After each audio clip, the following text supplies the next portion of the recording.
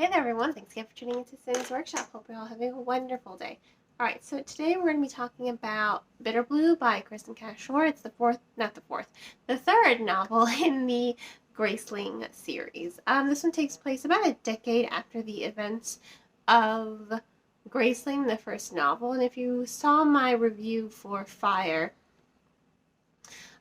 you saw how I felt like that book should have come first. But I'll get into a little bit more of that later because it does tie into this review of Bitterblue.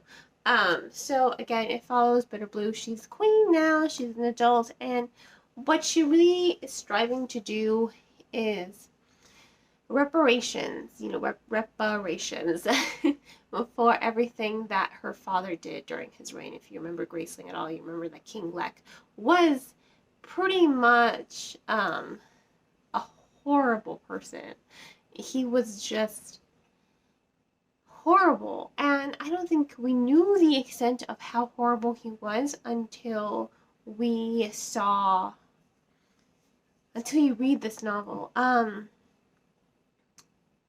Bitterblue is not blind to what's going on in her kingdom. She wants to know what's going on in her kingdom. She feels like there's something happening in her kingdom that she doesn't know about, When it comes to things getting stolen, things going missing, she's just like, okay, I need to figure out what's going on, right? And I think that's what I like about her as a character. She's different. Let me just say that. What I do like about Cashore's writing is her female characters aren't the same. They don't really follow a formula. She builds the characters around the plot, around the events. I really do think that that's realistic. Sometimes you have authors, they just want to create a strong female protagonist, and they just kind of do the same thing with different series. And that's how you can tell it's the same author. One of my favorites, and I'm not knocking her for doing this, is Gina Showalter with her Everlife trilogy and her Alice in Zombieland series.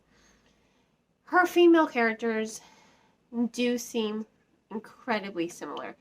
I'm not knocking it because I happen to love those characters, but that's just an example of what I'm saying.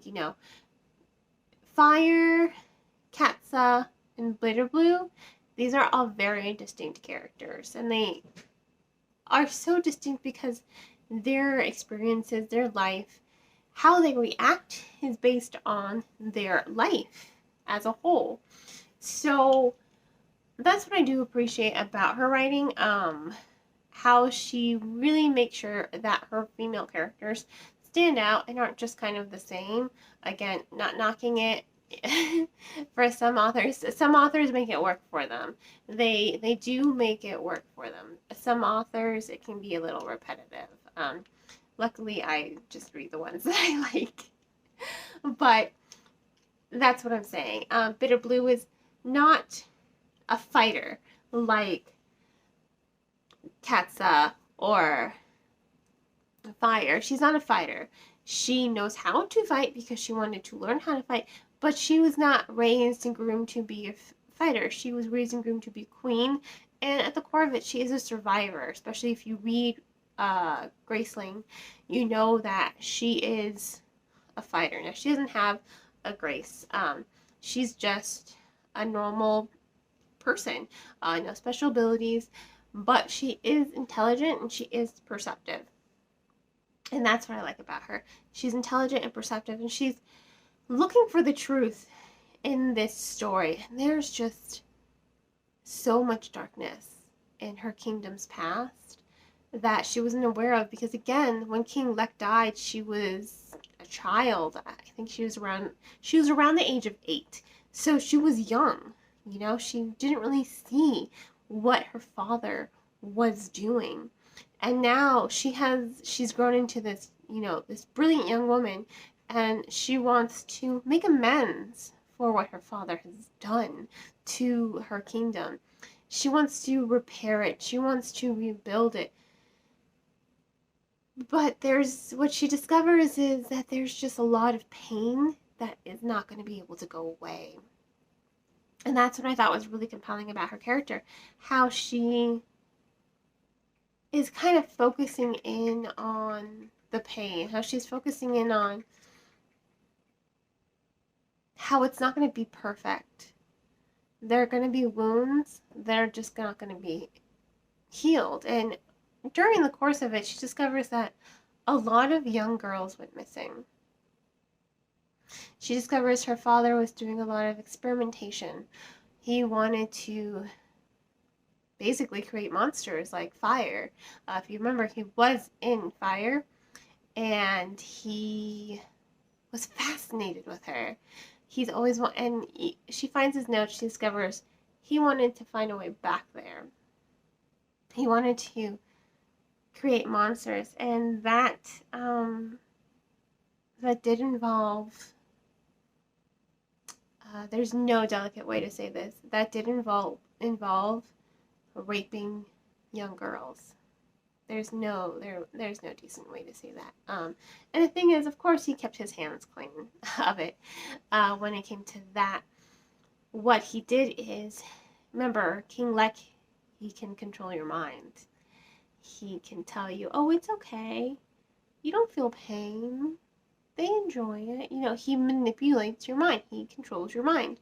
Make you do whatever they want. So he would take the men in his court and he would force them to rape these little girls. No delicate way to put that. And that's a very, just when Bitterblue discovers that, it's just a very intense, emotional, gut-wrenching, kind of sickening moment, because you realize that these men, they are victims as much as the little girls, and they wish they could will it away. They wish they could erase it from their memories, but they can't. They have to live with these memories, live with the pain that they've caused, live with all of it. And that's when Bitterblue discovers that there is no way to make everything better. She wants the truth out in the open, that's for sure. But she realizes, she thinks, the truth coming out to open is going to heal her kingdom. And, maybe it is going to heal her kingdom. But, it's just not going to heal everyone. Unfortunately, it's just not going to heal everyone. Some people are, unfortunately, going to, old wounds are going to reopen. And that's why I think it's really compelling about this novel, how it really delves into this topic of truth and justice for all. But you're going to be giving some people closure, but for other people, you're going to be